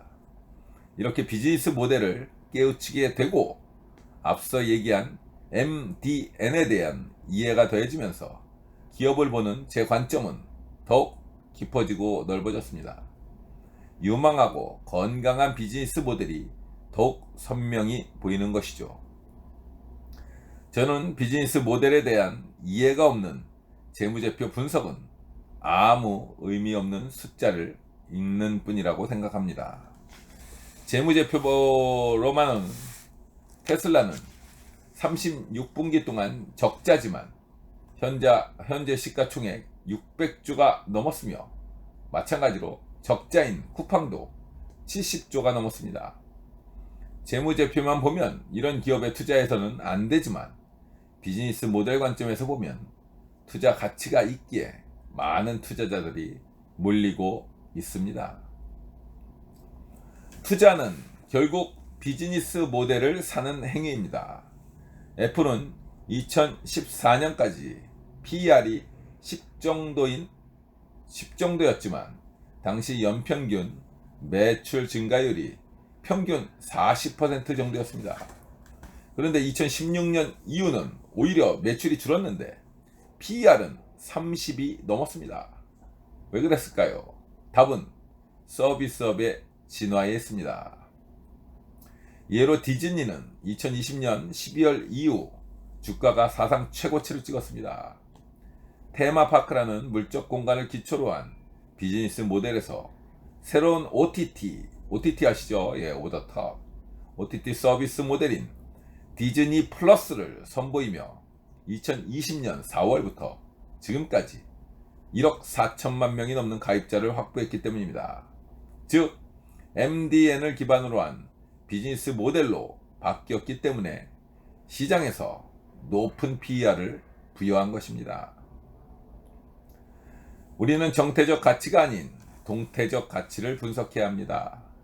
절대적 가치가 아닌 상대적 가치, 자산 가치보다는 수익 가치를 봐야 합니다. 전자는 양의 문제이고 후자는 질의 문제입니다. 후자가 강방천의 스타일입니다. 네, 양보단 질이다. 이가 되겠습니다. 양보다는 확실하게 질이 중요하죠. 미래를 봤을 땐 더더욱 그런 것 같습니다. 그러면 기업은 어떻게 확장할 수 있을까요? 확장의 종류는 두 가지입니다. 첫째, 상품의 확장. 새로운 서비스를 추가해서 매출과 이익을 늘리는 것입니다. 대표적인 것이 카카오입니다. 카카오는 카카오톡이라는 메신저 서비스로 시작해 카카오 택시, 카카오 게임즈, 카카오 웹툰, 카카오 뱅크 등으로 비즈니스 포트폴리오를 확장하고 있습니다. 둘째, 지역의 확장. 글로벌 기업들이 대표적인 경우입니다. 애플이 아이폰 하나로 2,500조 원, 지금 거의 한 3,000조 되죠. 시가총액을 만들어낼 수 있었던 것은 전 세계가 그들의 시장이었기 때문입니다. 이익은 판매 가격 곱하기 판매 수량 빼기 고정비 빼기 변동비입니다. 네, 알고 계시죠? 예, 이건 일단은 매출에서 그 비용을 뺀 것이죠. 판매 가격의 측면에서 좋은 기업은 가격 결정력이 높고 경쟁 강도가 낮은 산업에 속한 기업입니다. 또한 가격이 좀 올라도 다른 회사 상품으로 옮겨가기 불편해서 떠나기 쉽지 않은, 즉 전환 비용이 높은 기업이 좋습니다. 애플의 아이폰이 그런 경우입니다. 판매 수량의 측면에서는 해외 확장 가능성이 높은 기업이 좋습니다. 또 한 가지 상품으로만 매출을 크게 늘릴 수 있다면 여러모로 유리합니다. 지금 두 가지 측면에서 나왔죠. 일단 이익은 두 개, 판매 가격 곱하기 판매 수량이니까 이 두 가지를 높이는 게 중요한데, 판매 가격을 높이는 것, 이거는 고부가치일수록 좋다. 경쟁이 좀 낮은, 가격 경쟁을 안 하는 그런 것이 좋다. 근데 판매 수량을 높이는 것은 글로벌 기업이 좋다. 시장이 큰 그런 제품이 좋다. 근데 비용 측면은 어떨까요? 이제 비용은 작을수록 좋은 거죠. 설비 투자가 계속 필요한 기업보다는 매출이 늘어도 추가 설비 투자가 필요 없는 기업이 좋습니다. 또 매출이 늘어도 비용 증가가 없거나 낮은 기업이 좋습니다. 그렇죠. 매출을 위해서 계속 설비 투자 늘리면 그런 거는 다 비용이니까, 그죠? 좋지 않죠. 그래서 저는 제조업보다는 서비스업이, 오프라인 기업보다는 온라인 기업이, 비플랫폼 기업보다는 플랫폼 기업이 좋다고 생각합니다. 플랫폼 기업 중에서도 제4의 생산 요소 MDN을 사용하는 기업이 더욱 좋게 봅니다. 그렇죠? MDN은 아까 이 확장성적인 측면에서 큰 힘이 있으니까요. 이런 평가를 통해 투자자가 스스로 선호하는 기업에 높은 프리미엄을 부여할 수 있습니다. 즉, 그 PER을 부여할 수 있다라는 얘기가 되겠습니다. 프리미엄을 부여할 때 5가지 관점. 저는 프리미엄을 부여할 때 다음에 5가지 관점을 견지하려고 노력합니다. 어떤 관점으로 PER, 즉 프리미엄을 부여하느냐. 첫째, 현재 기업의 사이클이 어느 단계에 와 있는지 추정한다. 모든 기업은 도입기, 성장기, 성숙기, 쇠퇴기라는 사이클을 거칩니다. 도입기와 성장기에는 주가도 크게 오를 수 있습니다. 그러나 성숙기가 되면 더 이상 오르지 않다가 쇠퇴기가 되면 주가는 떨어집니다. 그러므로 내가 사려는 기업이 현재 어느 시점에 와 있는 것이 아주 중요합니다. 시점이 파악한다면 기업이 성장하는 시기에는 높은 프리미엄을 부여하고 쇠퇴하는 경우에는 낮은 프리미엄을 부여할 수 있습니다. 둘째, 업종을 살펴봐야 한다. 제조업과 서비스업 중 어느 업이 프리미엄을 높게 줘야 할까요? 말했듯이 저는 서비스업입니다. 제조업은 시간이 지나도 계속 투자를 해야 하기 때문에 이익의 일정 부분은 주주의 몫이 아니라 미래 이익을 위한 투자 비용으로 들어갑니다. 네, 맞죠? 예, 계속 설비 투자해야 되니까요. 삼성전자의 경우 영업 현금 흐름의 50%를 재투자하고 SK 하이닉스는 70% 이상을 재투자합니다. 계속 공장 져야 되죠. 왜냐하면 경쟁력을 확보하기 위해서. 일반 제조업은 업종마다 다른데 자동차의 경우는 보통 한 30% 정도 재투자합니다. 반면에 서비스를 제공하는 플랫폼 기업이나 소프트웨어 회사들은 재투자가 상대적으로 적습니다. 네이버나 카카오는 20% 정도의 재투자를 하고 게임 회사는 10% 정도만 재투자해도 사업을 계속 이어갈 수가 있습니다. MDN을 활용하는 플랫폼 회사들은 서비스 확장 가능성이 높고 고정비가 낮기 때문에 사업이 확장될수록 더 많은 이익을 얻을 수 있습니다. 그러나 월마트나 이마트 등 기존의 생산 요소를 활용하는 기업이 매출을 늘리려면 매장을 확장하고 직원들을 더 고용해야 합니다. 즉 고정비가 많이 듭니다. 투자비도 많이 들고요. 소비재와 내구재 업종 중에서도 어느 쪽에 프리미엄을 더 부여해야 할까요? 세계적인 소비재 기업인 P&G가 있습니다. 소비자는 P&G가 만드는 샴푸, 세제를 반복 구매합니다. 생활에서 꼭 필요한 제품이기에 떨어지면 바로바로 사야 하기 때문이죠. 그러나 가구 같은 내구재는 특별한 일이 없으면 몇 년 동안 계속 씁니다. 당연히 내구재보다 소비재 업종에 프리미엄을 더 부여하는 것이 합리적입니다. 셋째, 시간이 갈수록 좋아지는 기업인지 나빠지는 기업인지도 중요한 기준이다. 제조업은 시간이 갈수록 어려워질 확률이 큽니다. 새로운 설비 투자로 무장한 경쟁자가 진입하면 순위가 바뀔 수 있기 때문이죠. 반면 서비스업은 시간이 갈수록 브랜드의 가치가 쌓입니다. 사용자가 늘어날수록 확장할 수 있는 여지가 커지고 경쟁자를 압도할 수 있는 힘도 더 커지기 때문입니다. 맞죠?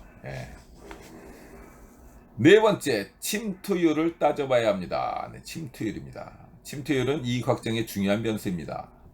상품이나 지역 확장 시 침투율이 얼마나 증가할 수 있느냐에 따라 부여하는 프리미엄이 달라져야 합니다.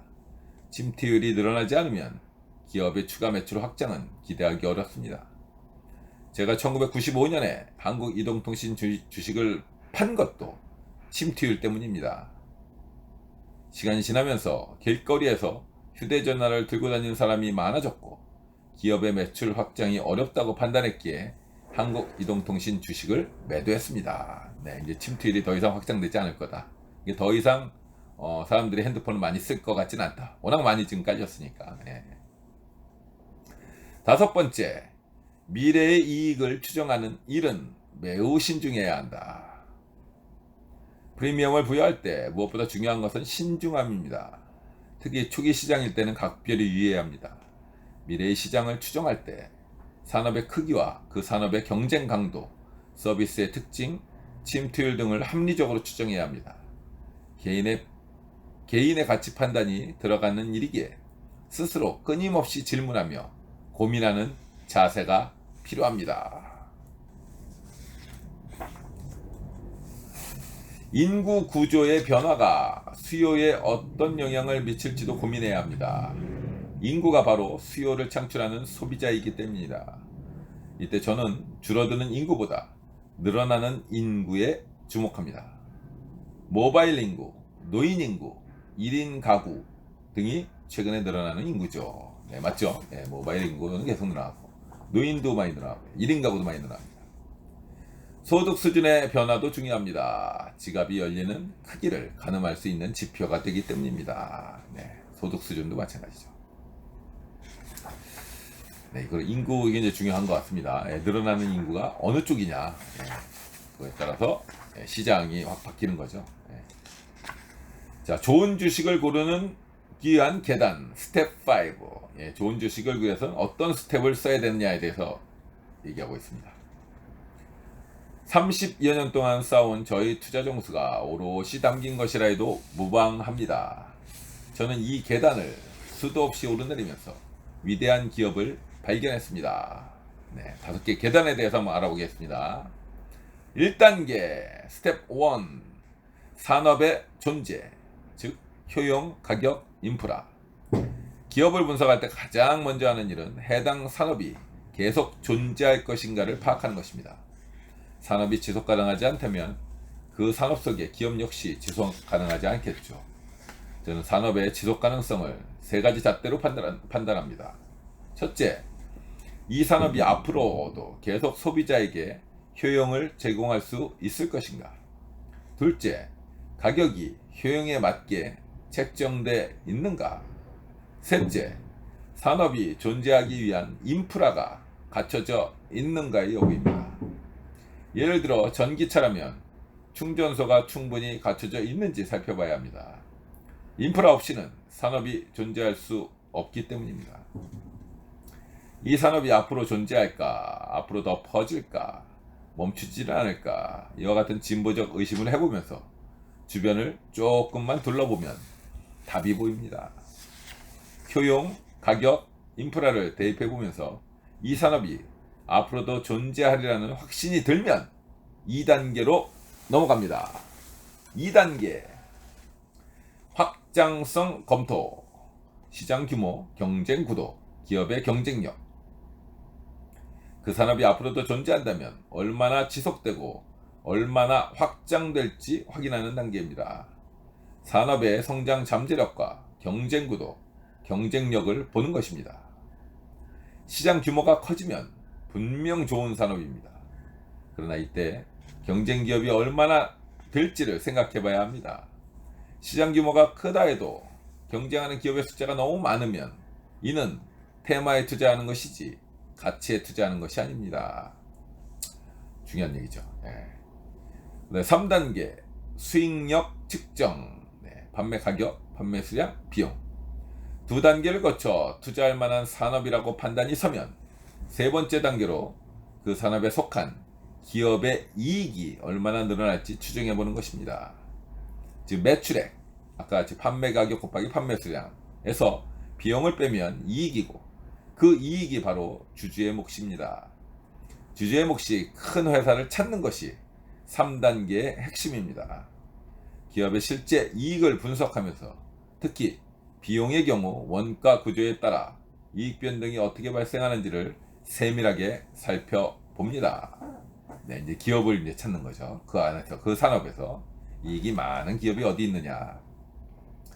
네, 4번째 단계, 펄을 부여하는 것이다. 펄, 아까 프리미엄입니다. 프리미엄.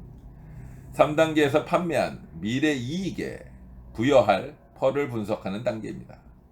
이 기업에 프리미엄을 얼마나 줄 것인지 합리적으로 판단해야 합니다. 산업의 지속성이 클수록, 산업의 확장성이 넓을수록 프리미엄이 높아집니다. 비즈니스 모델이 강건한 회사, 불황에 강한 회사, 가격을 결정할 만한 힘을 갖고 있는 회사, 고객이 많은 회사, 경쟁업체가 생겨도 고객이 떠나지 않는 회사, 이런 회사라면 높은 프리미엄을 줄 수 있습니다. 결국 투자의 세계는 어느 회사에 프리미엄, 펄을 합리적으로 부여할 것인가의 싸움입니다. 네, 펄을 잘 부여해야 된다. 프리미엄을 얼마나 줘야 되느냐, 그 판단이 이제 중요하다는 거죠. 그 다음에 5단계, 마지막 단계입니다. 기대 수익, 즉 미래의 시가총액, 현재의 시가총액. 기업의 미래 이익과 펄을 산출했다면 마지막으로 기업의 적정 가치를 계산하고 현재 시가총액과 비교해 기대 수익을 계산합니다. 3단계에서 추정한 이익과 4단계에서 찾아낸 펄을 곱하면 내가 부여한 기업 가치가 나옵니다. 즉 시가총액이 나옵니다. 실제 시가총액은 1조 원이지만 다양한 추정을 통해 내가 예측한 기업의 가치가 3조 원이라면 기대 수익이 300%가 됩니다. 그러면 이거는 주식을 사는 겁니다. 이렇게 이제 주식을 사는 거죠. 요게 이제 가치 투자의 단계라고 할 수 있습니다. 요약을 하면 산업을 일단 보고요. 산업이 지속할 건지. 그다음에 이제 기업을 찾는 거죠. 기업 중에서도 경쟁력이 있는, 아까 이익이 많이 나는 기업을 찾고요. 그다음에 그 기업의 어떤 확장성을 보는 거죠. 그래서 이제 이 펄을 부여를 하는 겁니다. 프리미엄을 부여해서 그러면 그 이익에다가 펄을 곱하면 시가총액이 나오죠. 그 시가총액이 현재의 시가총액과 비교해서 굉장히 낮게 저평가돼 있다. 그러면 이제 그때 이제 투자를 하는 겁니다. 요게 이제 가장 가치 투자의 원칙이라고 할 수 있습니다. 프로세스죠. 이 스텝 5는 저와 SF플러스가 그동안 다져온 견고한 분석 방법입니다. 누구든 자신만의 가치 기준에 따라 더 나은 방법을 찾을 수 있기를 기대해 봅니다. 네. 핵심은 그건 같아요. 예, 제가 봐도 이익은 뭐 재무제표 보면 나오죠. 예, 근데 이 펄을 어떻게 부여를 할 거냐. 예, 그 회사의 어떤 가치, 앞으로의 미래 가치를 어떻게 부여를 할 거냐. 이거를 잘 하는 게 굉장히 중요한 것 같습니다. 보통 우리가 일반적으로 펄은 한 10 정도로 부여를 하죠. 거기에서 이제 좀 굴뚝주들, 이익이 별로 안 나고 전망이 별로 없으면은 10 이하로 하고요. 굉장히 아까 우리 모바일 디테일, MDN이죠. 예, 그런 플랫폼이라든지 MDN을 잘 활용해서 이제 확장 가능성이 굉장히 높다. 예, 사업의 확장 가능성이. 그런 경우에는 우리가 펄을 많이 부여합니다. 예, 보통 인터넷 그런 플랫폼 기업은 20 이상을 부여를 하죠. 예, 그다음에 그거보다 더 글로벌, 거기다 이제 글로벌까지 간다. 그러면 뭐 30, 40 뭐 이렇게 할 수 있죠. 예, 그렇게 펄을 잘 부여를 해서 시가총액을 잘 따져서 현재의 시가총액과 비교를 하는 거죠. 저평가돼 있으면 그때 들어간다. 되겠습니다. 맞는 말이죠. 근데 이런 거 사람들 보통 다 안 하죠. 이런 거 안 하고, 그 저평가돼 있냐, 고평가돼 있냐, 이걸 잘 모르는 거죠.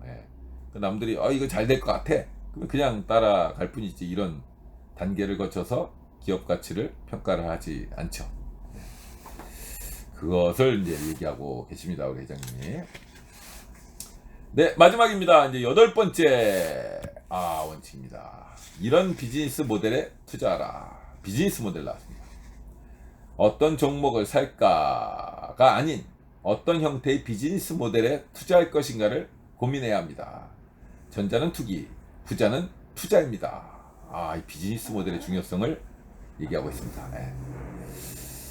성공하는 투자를 하려면 공부해야 합니다. 단기적으로는 자신만의 관점을 가져야 하고 장기적으로는 좋은 습관을 만들어야 합니다. 낡은 관점이라면 버리고 새로운 관점이라면 공부하고 받아들이는 자세는 투자자에게 꼭 필요한 덕목입니다. 항상 진보를 위해 의심하고 남들과 다른 해석을 해서 나만의 가설을 만드는 자세가 필요합니다. 그 가설을 나만의 관점으로 정립하고 반드시 행동으로 옮겨보세요. 여러분이 모두 멋진 주식 탐험가이자 행동가의 길을 가기를 바랍니다. 그러면 이제 관점에 대해서 얘기를 하고 있습니다. 이게 훌륭한 투자자의 관점이 무엇이냐? 자, 첫 번째 키워드입니다. 첫 번째 키워드는 고객입니다. 고객. 기업을 성장시키는 가장 중요한 요소는 무엇보다 고객입니다. 고객의 지갑이 열리는 기업, 고객이 떠나지 못하는 기업에는 어떤 요소들이 있는지 하나하나 살펴봅시다. 고객이 쉽게 떠날 수 없는 기업, 우리 삶을 지배하는 기업들이 있습니다. 그 기업이 만든 제품과 서비스가 없으면 삶이 불편한 기업, 한마디로 고객이 떠날 수 없는 기업이 바로 그러합니다. 없으면 삶이 불편해진 기업을 찾아보세요.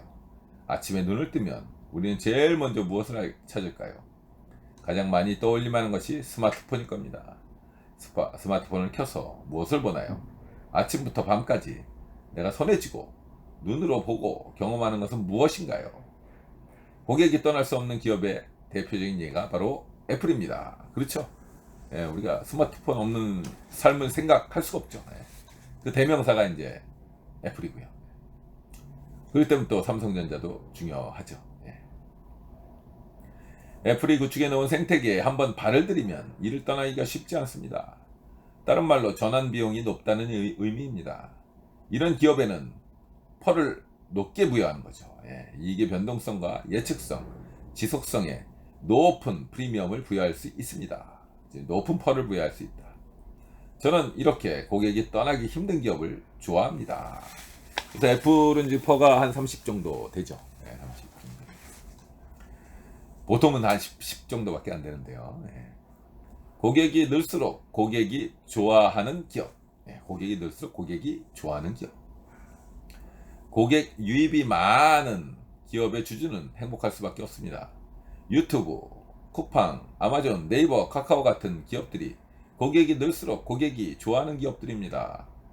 모바일 플랫폼 소비자들은 가입자가 더 많은, 그래서 서비스가 더 뛰어난 기업을 찾기 마련입니다. 반대로 고객이 늘면 고객이 싫어하는 경우도 있습니다.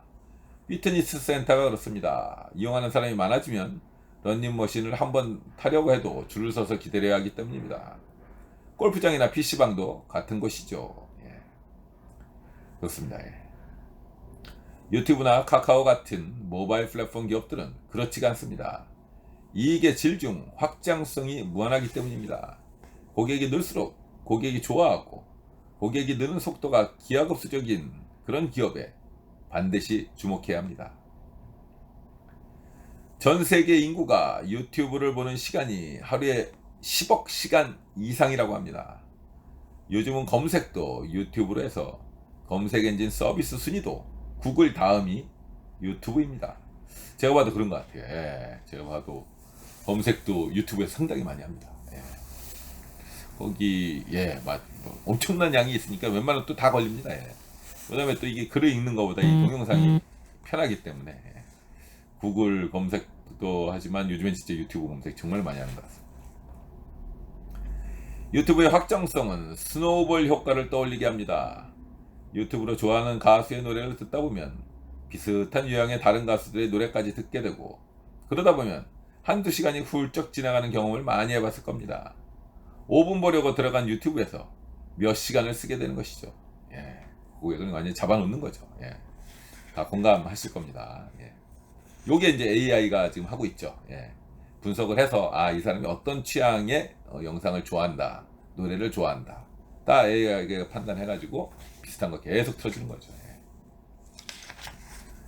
또 광고가 나오죠. 예, 유튜브에 광고가 거슬리면 광고 시청을 하지 않아도 되는 프리미엄 구독 서비스를 할 수 있습니다. 10,000원 정도만 내면 되는데, 이 10,000원밖에 안 되는 돈이 유튜브 입장에서는 엄청난 액수가 될 겁니다. 왜냐면 엄청나게 많으니까요. 예, 유튜브 보는 사람이 어마무시하니까. 예. 이처럼 고객이 늘고 DB가 쌓이면 수익 모델의 확장 가능성은 상상을 초월하게 됩니다. 검색 엔진으로까지 성장하면서 유튜브의 성장 가능성은 더 크게 열리게 되었고, 엔터테인먼트뿐만 아니라 쇼핑, 튜토리얼 등 할 수 있는 분야가 많아지고 있습니다. 고객이 늘수록 고객들이 좋아하는 기업을 찾아야 합니다. 특히 확장 가능성이 무한대로 열려있는 모바일 플랫폼 기업들을 주목하세요. 네, 아까 얘기했죠. 네. MDN입니다. MDN. 네. 여기는 진짜 이제 무한으로 진짜 확장하는 것 같습니다. 네. 늘어나는 인구를 고객으로 하는 기업. 늘어나는 인구를 고객으로 하는 기업. 저는 늘어나는 인구로 노인 인구와 모바일 인구를 주목합니다. 노인 인구를 보면요, 노인 인구 증가로 수혜를 받는 산업으로 헬스케어와 여행이 있습니다. 헬스케어 산업을 세밀히 들여다보면 의료기기, 신약, 진단키트, CMO는 그 의약품 위탁 생산입니다. CRO, 임상시험 수탁기관 등이 있습니다. 삼성바이오로직스를 사례로 살펴보면요, 삼성바이오로직스는 CMO 사업을 합니다. 즉 의약품 위탁 생산입니다. 이는 신약 개발 업체들이 개발한 신약을 대신 만들어주는 산업입니다. 네. 반도체로 따지면 이제 TSMC랑 같은 겁니다. 예. 파운드리 산업이랑 똑같죠. 설계해주고 제조만 해주는 겁니다. 제조만. 예. 삼성전자가 메모리 반도체 공장에서 쌓은 역량과 공장 설계 노하우를 CMO 공정체제에 도입한 것이고, 그 결과 경쟁사보다 투자비가 훨씬 덜 들면서 좋은 제품을 생산하게 되었습니다. 신약 개발사들이 힘들게 얻은 결과물을 조용히 만들어주는 사업을 선택해 매우 안정적인 비즈니스 모델을 갖게 된 것입니다. 네, 삼성 바이오로직스 괜찮습니다. 네, 제가 봐도요. 네, 지금 TSMC 의약품의 TSMC니까요. 네. 확장성의 미래는 어떨까요? 노인 인구 증가라는 측면에서 탄탄한 미래 수요가 기대되기 때문에 밝을 것이라 예상됩니다. 그러겠죠. 이제 앞으로 약은 계속 먹는 겁니다. 예. 사람들이 죽지 않으니까요. 예. 죽을 때까지 그 오랜 시간 약을 먹어야 됩니다. 다음으로 이제 모바일 인구 측면에서 짚어봅시다. 2008년 이후 수십억 대의 스마트폰이 깔리면서 새로운 세상이 열렸습니다. 모바일에서 한시도 눈을 못 떼는 새로운 인구가 출현했고, 이 인구의 수는 드라마틱하게 증가했습니다. 2008년 이전에는 0명이었던 인구가 수십억 명이 된 것입니다. 그렇죠. 요즘 이제 젊은 세대들 보세요. 이건 예, 스마트폰 없는 세상은 뭐 상상할 수가 없는, 예, 그걸 뭐라고 그러죠? 예, 포노사피엔스라고 하죠. 예, 새로운 인류다. 폰을 가지고 있는 새로운 인류다라고 얘기하죠. 포노사피엔스라고. 이 새로운 인구를 기반으로 위대한 모바일 플랫폼 기업들이 탄생했습니다. 그중 하나가 카카오입니다. 지역적 한계에도 불구하고 카카오가 가진 확장성과 파괴력은 높이 평가할 만합니다. 어떤 상품이나 산업이든 카카오 브랜드를 붙이면 경쟁력이 생기기 때문입니다. 이미 카카오뱅크, 카카오 모빌리티, 카카오 웹툰, 카카오 쇼핑, 카카오 선물하기 등 카카오라는 이름이 붙인 회사들이 즐비해졌습니다. 특히나 카카오톡은 우리 삶을 강력하게 지배하고 있습니다. 카카오톡을 쓰지 않는다면 내가 불편하거나 나는 괜찮아도 다른 사람이 불편해집니다. 10여 년밖에 안 된 모바일 인구 증가가 이런 세상을 만들었습니다. 아, 그렇죠. 이 카카오가 그냥 국내 기업이잖아요. 예, 국내 기업인데 이렇게 엄청나게 성장할 수 있는 게 카카오톡 때문이죠. 예, 다 묶어버렸기 때문에. 예, 완전 플랫폼입니다. 국내 한국의 완전한, 예, 플랫폼 기업이 됐죠. 예, 실제는 한계가 있는데 다 묶어버리니까, 예, 그 안에서 새로운 사업들을 엄청나게 지금 만들어내고 있는 거죠. 미래는 빅데이터 경쟁의 시대입니다. 이들 모바일 인구가 뿜어낼 빅데이터를 누가 더 많이 획득하고 더 잘 소화해 가치로 만드느냐가 관건이 될 것이고, 이 지점에서 우리는 새로운 가치를 만나게 될 것입니다. 네, 빅데이터 이거 무서운 겁니다. 아까 유튜브나 볼 때 내가 좋아하는 취향 다 분석해냈죠. 예.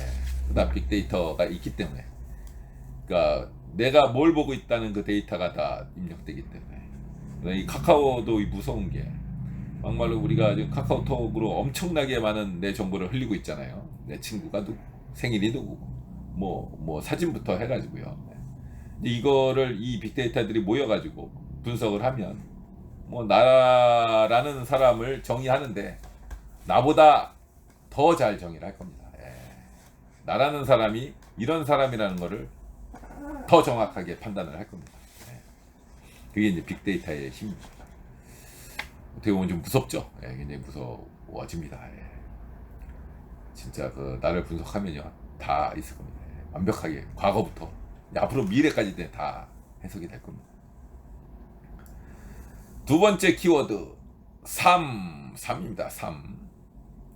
내 삶 속에서 자주 목격되거나 없으면 불편한 기업, 나의 삶을 지탱하고 더 편리한 삶으로 이끌어주는 기업들이 있습니다.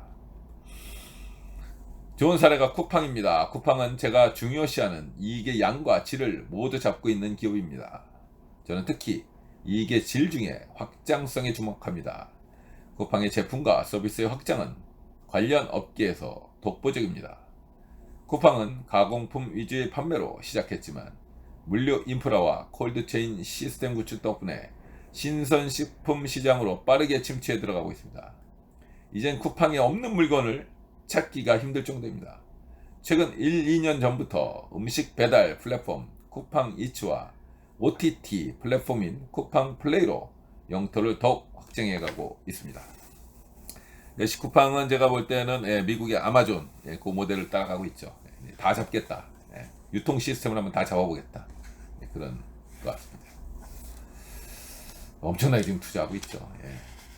쿠팡처럼 이렇게 여러 경로를 통해 우리 삶에 차근차근 그리고 깊숙하게 들어오는 기업을 찾아서 투자해 봅시다. 투자는 멀리 있지 않습니다. 우리 생활에 투자는 늘 존재합니다. 세 번째 키워드, 경쟁력.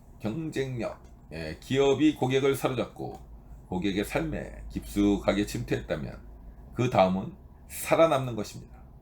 쏟아지는 경쟁 업체에서 우위를 차지하는 기업의 특징을 알아봅시다. 불황을 즐기는 1등 기업. 제가 보는 1등 기업은 극심한 불황에도 마지막까지 살아남을 기업입니다. 끝까지 살아남는다면 사라진 기업들의 목까지 누릴 수 있기 때문입니다. 이걸 이제 우리가 치킨 게임이라고 합니다. 큰 사업이 이제 좀 잘 되면 어마어마한 경쟁자들이 몰리죠. 그러면 이제 출혈 경쟁이 일어납니다. 그걸 이제 치킨 게임이라고 하고요. 그러면 이제 그 경쟁력이 약한 기업들은 다 사라집니다. 그래서 1등, 보통 2등 요것만 살아납니다. 그러면 나머지 두 기업이 다 평정을 하는 거죠.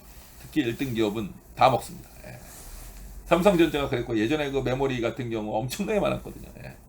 치킨 게임 해가지고 살아남으니까 다 먹어버린 겁니다. 지금 유통도 마찬가지입니다. 유통도 제가 볼 땐 한두 개 업체가 다 먹을 겁니다. 지금 엄청나게 경쟁하고 있죠. 아마존을 예로 들어봅시다. 아마존은 이익의 지속성에 높은 점수를 줄 수 있습니다. 불황에도 지속성을 담보할 수 있는 가격 경쟁력이 월등하기 때문입니다. 아마존 효과라는 말이 있을 정도입니다. 아마존이 최저가 판매를 무기로 유통시장을 송두리째 바꿔놓은 것을 일컫는 용어입니다. 가격 경쟁력에서 아마존을 이길 기업이 없다는 의미죠. 아마존의 그 목표 아시죠? 우리 무조건 최저가다. 빠른 배송이다. 다양한 물건이다. 기업의 세계도 마찬가지입니다. 불황은 1등과 꼴등을 판가름하게 해주는 계기가 됩니다. 저는 극심한 불황에도 이기는 1등 기업을 좋아합니다. 1등 기업의 중요성에 대해서 얘기하고 있습니다. 누적적 수요를 쌓아가는 기업. 누적적 수요다. 수요에는 여러 가지 유형이 있습니다. 늘어가는 수요와 줄어드는 수요, 반복적인 수요와 단속적인 수요, 사라지는 수요와 쌓여가는 수요 등이 있습니다. 투자자의 입장에서는 당연히 늘어가는 수요, 반복적인 수요, 그리고 쌓여가는 수요가 좋습니다. 저는 이 중에서도 쌓여가는 누적 수요를 좋아합니다. 매출이 1원 이상만 돼도 누적적 수요는 매출을 계속해서 늘려주기 때문입니다. 이런 기업의 예로 현대모비스가 있습니다. 현대모비스는 모듈 및 부품 제조가 주요 비즈니스 모델입니다. 그렇죠. 자동차, 현대차, 기아차에 들어가는 부품 만들고 있죠. 모듈 및 부품 제조가 전체 매출의 80%, AS 부품 사업이 20%로 구성되어 있습니다. 현대모비스의 비즈니스 모델은 누적적 매출을 근거로 합니다. AS 사업부가 핵심 근거입니다. 현대모비스의 AS 사업부 매출은 어떻게 계산될까요? 바로 현대차와 기아차의 누적적 판매량에 비례합니다. 만일 현대자동차와 현대모비스가 동일한 이익을 낸다면 현대모비스의 이익의 지속성이 더 높고 변동성도 낮습니다. 그렇게 현대자동차보다 더 높은 프리미엄을 부여할 수 있습니다. 그래서 지금 현대모비스가 더 비싸죠. 현대모비스는 부품 공급하니까요. 보통 자동차가 한번 신모델이 나가면 그게 설사 단종이 됐다 해도 신모델이 나갈 때 일단 부품이 쓰이고, 그 모델이 단종이 됐다고 해도 아무리 못해도 자동차 같은 경우는 10년, 20년 동안 부품을 공급을 해야 됩니다. 왜냐면 그 중고차 계속 수리를 해야 되기 때문에. 그러니까 이건 누적 부품 수가 어마무시한 거죠. 예, 한번 개발해 놓으면 예, 그냥 뭐 계속 나가는 겁니다. 계속. 예. 이제 누적적 수요라고 합니다. 예. 경기가 악화돼서 다음에 현대자동차 판매 대수가 반으로 줄어 50만 대가 됐다면 현대자동차는 매출이 반토막 나지만 현대모비스의 누적 수요는 50만 대가 늘 뿐입니다. 네, 이게 힘이죠. 예. 그냥 무조건 판매만 하면 이쪽은 늘어납니다. 예. 이처럼 같은 그룹 내에서 있는 기업이고 같은 업종에 있어도 비즈니스 모델의 차이에 따라 부여하는 프리미엄은 달라질 수 있습니다. 이 면을 들여다보는 연습을 끊임없이 해야 하는 이유입니다. 네, 맞는 말이죠. 네, 완전히 틀립니다. 비즈니스 모델이. 네. 시간의 가치를 쌓는 기업. 네, 시간이 갈수록 경쟁력이 떨어지는 기업이 있고 시간이 갈수록 진입장벽이 높아지고 경쟁력이 높아가는 기업이 있습니다. 일반적으로 시간이 갈수록 경쟁자가 느는 것이 제조업이고 제조업이 전자이고 시간이 갈수록 브랜드 가치가 쌓이는 서비스업이 후자입니다. 그러나 제조업 가운데서도 시간의 가치를 쌓는 기업들이 있습니다. 첫째, 장인 정신이 깃든 역사로 시간의 가치를 쌓는 경우로 에르메스, 페라리, 마우따이 같은 기업이 여기에 속합니다. 즉 명품 기업이 명품 제조업, 예, 명품 제품을 만드는 기업이 되겠습니다. 뭐 당연히 그러겠죠. 이쪽은 명품 가격은 떨어지지 않습니다. 계속 올라가죠. 예. 둘째로는 수많은 데이터로 시간의 가치를 쌓는 기업도 있습니다. 현대 산업의 쌀은 반도체라고 합니다. 그럼 미래 산업의 쌀은 무엇일까요? 바로 데이터입니다. 이거 굉장히 동의합니다. 이거 데이터 이거 무시무시합니다. 데이터로 시간의 가치를 쌓는 기업 중 대표적인 사례가 바로 테슬라입니다. 테슬라는 사막과 눈길 등 다양한 도로 환경에서 실제 운전자의 주행 데이터를 수집합니다. 보행자나 블랙박스, 타이어 펑크 등 돌발 상황에 대한 학습도 진행하고 있습니다. 미래 자율주행차 시대를 대비해 차근차근 주행 기록 데이터가 쌓이고 있는 것이죠. 저는 테슬라가 만드는 이익의 확장성에 높은 점수를 줍니다. 테슬라는 단순히 전기차 제조업체가 아니라 미래 스마트 모빌리티 생태계를 주도하는 소프트웨어 회사입니다. 이거 좋은 관점이죠. 예, 우리 강방천 회사님의 그 관점입니다. 저도 동의가 됩니다. 예. 저는 미래 자동차가 스마트 모빌리티, 플랫폼, 빅데이터로 진화한다고 보고 있습니다. 네. 맞습니다. 이제 이 미래 자동차는 이제 무인 자동차가 되면서 이제 그게 이제 스마트 모빌리티죠. 그러면서 이제 모두 이제 연결이 되는 거죠. 차가 연결이 되는 겁니다. 예. 근데 차가 연결하려면 플랫폼이 있어야 되는 거고요. 예. 그걸 통해서 이제 어마어마한 또 빅데이터가 생성이 되고요. 그 데이터를 활용한 또 비즈니스가 창출이 된다. 이 과정에서 데이터는 매우 중요한 기초값이 될 것입니다. 이렇게 수많은 데이터로 시간의 가치를 쌓고 있는 기업에 주목해 봅시다. 아이폰이 전 세계에 깔리면서 시작된 1차 하드웨어 혁신은 모바일 플랫폼이라는 2차 혁신을 만들었습니다. 이제 빅데이터라는 3차 혁신이 눈앞에 다가오고 있습니다. 네, 맞습니다. 이 데이터를 가지고 있는 자가 이제 제왕이 된다라는 거겠습니다. 그래서 지금 많은 규제가 들어가고 있죠. 예, 독점 반지법 해가지고 너무 이제 정보가 한쪽으로 쏠리니까 뭐 구글, 페이스북, 뭐 카카오, 뭐 이런데 지금 어마어마한 데이터가 지금 쌓이고 있습니다. 예. 그거를 솔직히 나쁘게 이용한다 그러면 얼마든지 이용할 수 있습니다. 그다음에 어떻게 보면 우리의 심리까지도 조절할 수 있는 실제 지금 조정하고 있죠. 유튜브 같은 거 보면 그런 단계에 와 있습니다.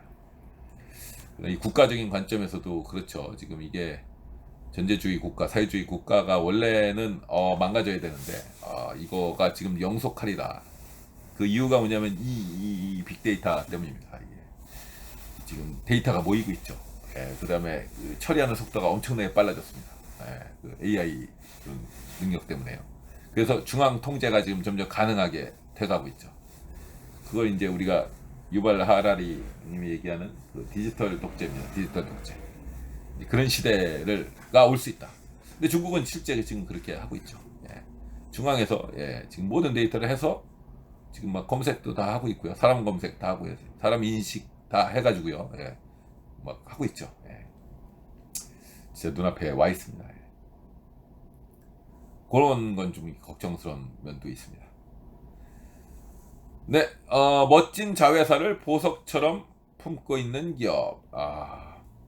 보물을 직접 가질 수도 있지만 그 보물을 싸고 있는 보자기를 통째로 소유할 수도 있습니다. 즉, 좋은 기업을 품는 회사를 사는 것입니다. 이때 지주회사, 복합기업 같이 그 관점을 확장할 수 있습니다.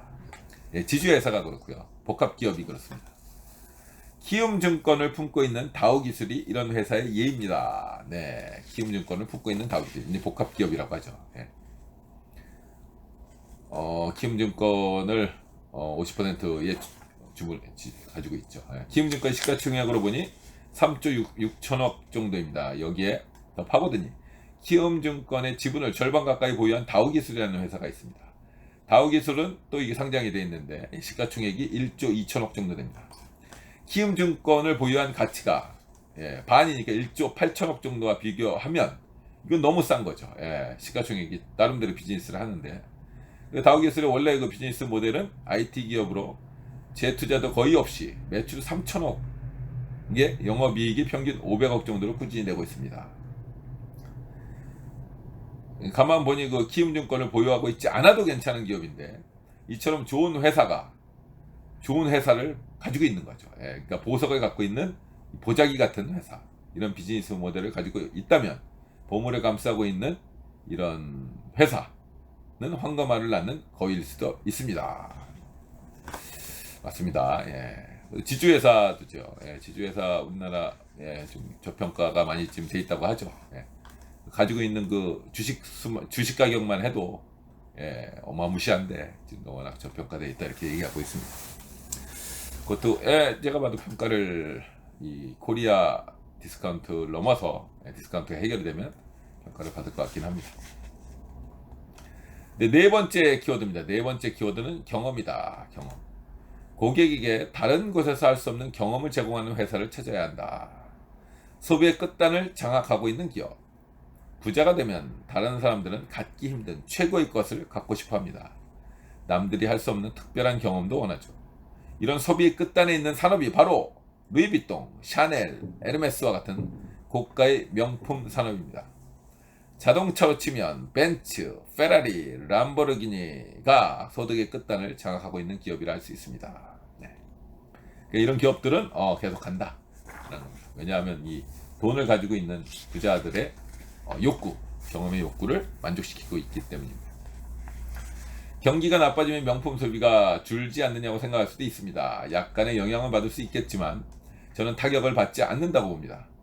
불황으로 부자들이 사라지는 건 아니기 때문입니다. 그렇죠. 불황이라고 부자가 불황은 아니죠. 일반 서민들 이하 사람들이 불황인 거죠. 부자의 구성원이 바뀔 뿐입니다. 그리고 부자의 대열에 새로 합류한 이들의 소비는 과시 소비 성향이 더 심하게 것이라 제 생각입니다.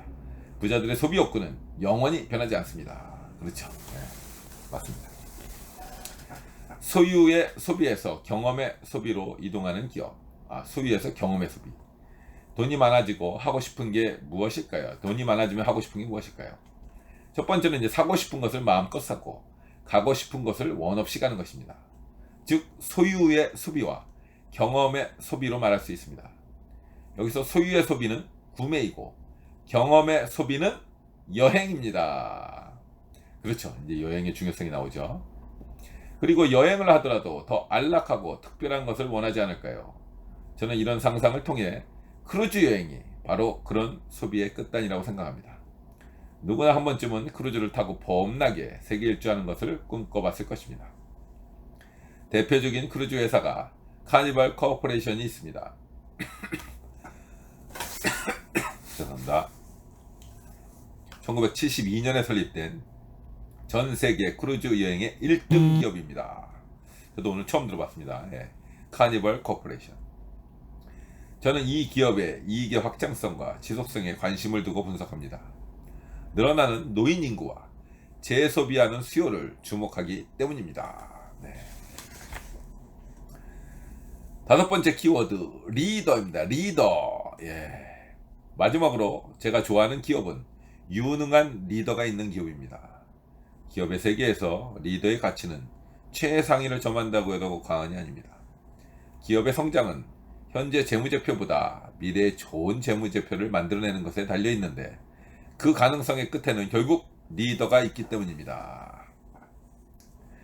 가격을 만드는 가치의 출발점이 소비자의 지갑이듯이 미래의 좋은 가치를 담는 재무제표의 출발점은 좋은 리더입니다. 그렇죠? 리더가 굉장히 중요하죠. 또 기업을 이끌고 있으니까요. 네.